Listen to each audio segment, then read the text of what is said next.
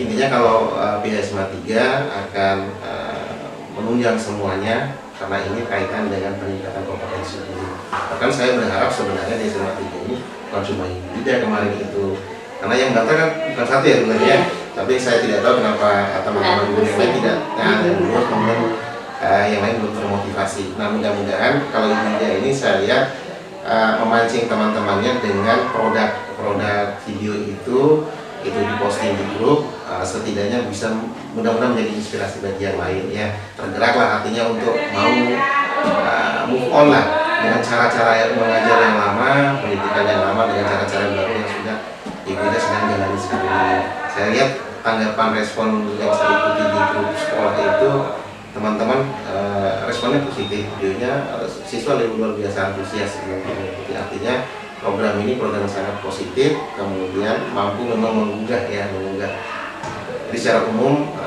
program ini sangat bagus karena memang ini sesuatu yang baru yang bisa menyesuaikan dengan perkembangan abad 21 ini. Dan mudah-mudahan dengan kehadiran guru pendamping ya, pengajar praktek ya, pengajar praktek ini bisa lebih memotivasi lagi, menginspirasi lagi Yudha, dan mudah-mudahan bisa menginspirasi yang lain ini. Supaya anak-anak jangan sampai anak-anak menunggu kita, jadi kita yang menunggu anak-anak. Jadi berikan keteladanan kalau anak-anak itu jangan disuruh, jadi kita meneladani. Kalau kita sambut anak-anak itu rasanya akan tersentuh. Saya usahakan sebelum jam 7, jadi anak-anak juga itu mengikuti apa Bunda datang. Saya pasti Bunda datang, pasti mereka bikin acara. Ayo Bunda datang hari ini, kita buat acara. Ayo Bunda, kan ada program di depan tuh. Guru yang ditunggu pokoknya. Iya. Kayaknya rindu, pelukan hangat dan sebagainya. Jadi ada memang waktu libur penggerak ini saya posisi teman, tapi kadang-kadang posisi teman asal kita bisa menempatkan diri, tidak dihargai, tapi mereka sangat sungkan karena kita menempatkan diri posisi teman di saat mereka butuhkan teman. Tapi di saat mereka butuh sebagai sosok orang tua, kita berlaku sebagai orang tua. Itu pemahaman saya dulu di sana. Dan memang di sana tuh Bunda datang. Nah, mulai dari anak-anak sampai guru kadang bilang, kalau sama Bunda aja nurut, kalau sama kita dan nurut. Saya kan lalu membina. Saya bilang, kenapa sih kok sama saya nurut siswa itu? Kita tuh harus memberikan contoh, bukan menyuruh gitu loh. Kalaupun kita saling menyapa, menyambut, dan kita ciptakan komunikasi supaya membangun chemistry antara siswa dan begitu juga dengan keterbatasan itu, memanfaatkan hal yang ada. Dulu pernah saya juga ada kewirausahaannya di sekolah itu.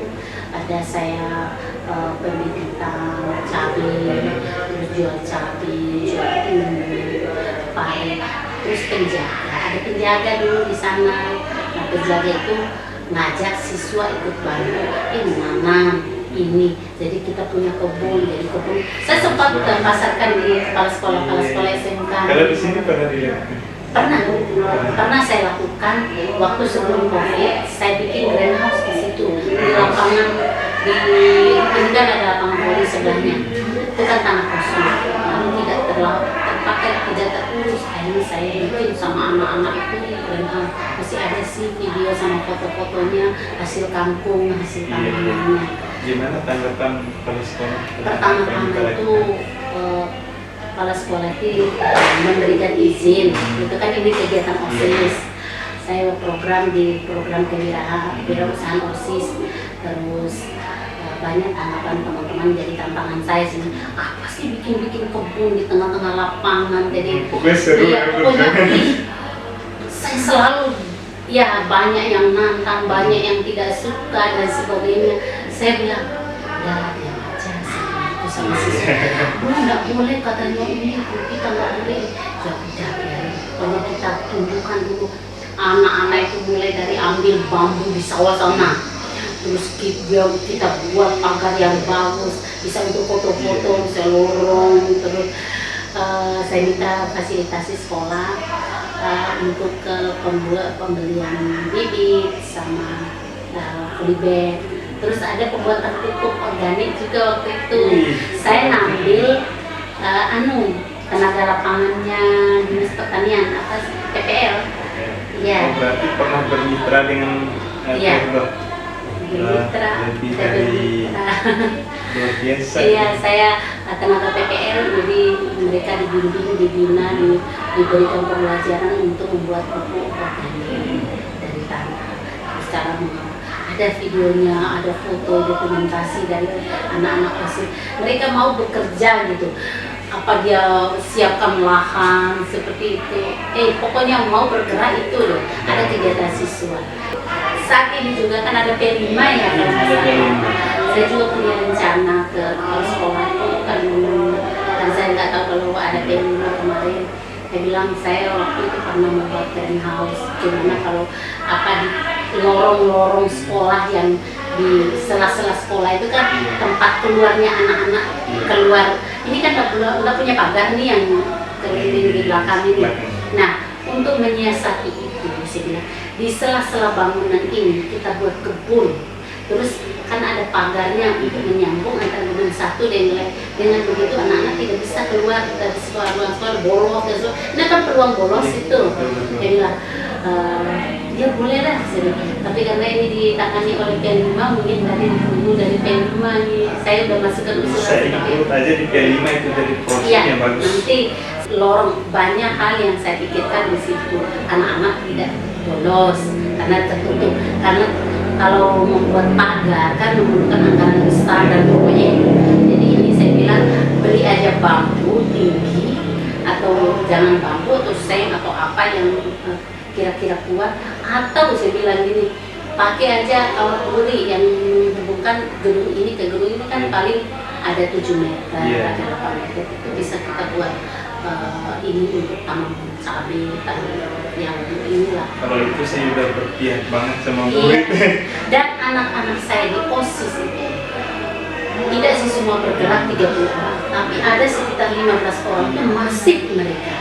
Nah, itu juga. Terus kalau Bunda yang sudah dilakukan 1 bulan terakhir ini, di dalam kelas itu apa saja yang saya Nah, di dalam kelas ini saya ada 2 pembelajaran yang berpihak pada siswa itu. Pertama saya membuat keyakinan kelas. Iya.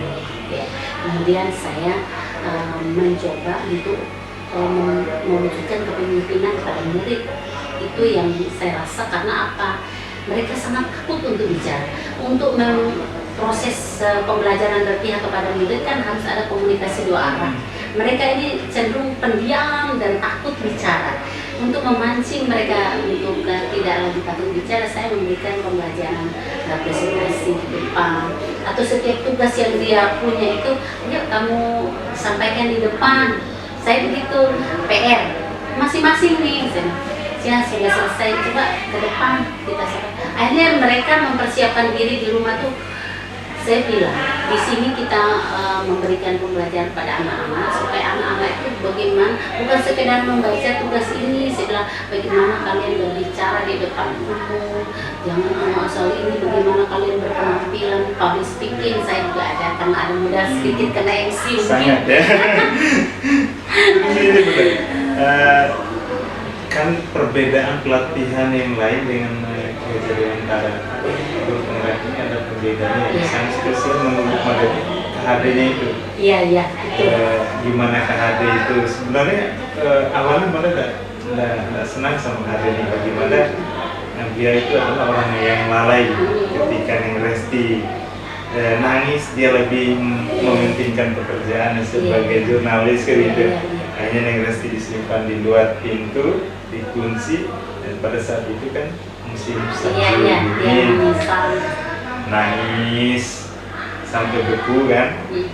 Bagaimana Pak? Sorry mungkin aja gitu kan. Tetapi mana ambil sisi positifnya, Mada punya teknik bahasa yang ambil pelajaran dari itu mungkin berbeda. Mada ingin tahu dari Bunda mungkin gimana perasaan Bunda setelah memahami filosofi KHD itu dan kaitannya dengan apa yang Bunda ajarkan di kelas. Gimana sih? Kayaknya banyak sekali ya yang saya rasakan tuh. Saya Aduh, saya merasa salah. Banyak sekali yang melenceng selama ini setelah saya mempelajari guru penggerak ini nih, terutama dalam hal mengelola emosi menghadapi murid, namanya di kelas apalagi di daerah murid. Banyak sekali tindakan-tindakan siswa atau murid ini yang sangat bikin kayaknya memancing pokoknya mereka itu salah gitu. Pokoknya ini. Tapi sekarang itu saya mengajar itu lebih tenang dan tidak punya pikir. Makanya saya punya kegiatan banyak seperti kegiatan sekarang setelah saya memahami filosofi pendidikan Ki Hajar Dewantara ini, saya lebih sabar dan saya benar-benar udah paham ya mereka punya kebutuhan sendiri. Iya, betul. Jadi setiap orang itu punya, kan dulu saya bodoh sekali, kan jengkel rasanya, kok susah sekali tuh lihat temannya. Kan saya suka, ternyata kesini-sininya itu tugas guru malah semakin ringan dan semakin kita terbuka wawasan pikiran kita untuk mengenali murid. Saya bilang, kan dulu menganggap anak bukan anak saya, udahlah paham dah paham sudah. Sekarang saya tidak memaksakan. Setelah saya belajar ekonomi khusus, kemudian saya ditambah lagi guru, saya tidak memaksa anak saya itu untuk memahami dengan tingkatan yang sama gitu. Dulu, lihat nih teman-temannya, tidak, saya harus menggali potensinya dia. Justru yang bisa itu supaya dia tidak mau mengajari juga temannya yang tidak bisa itu, supaya mendorong mereka itu sama-sama bisa. Buat tujuan saya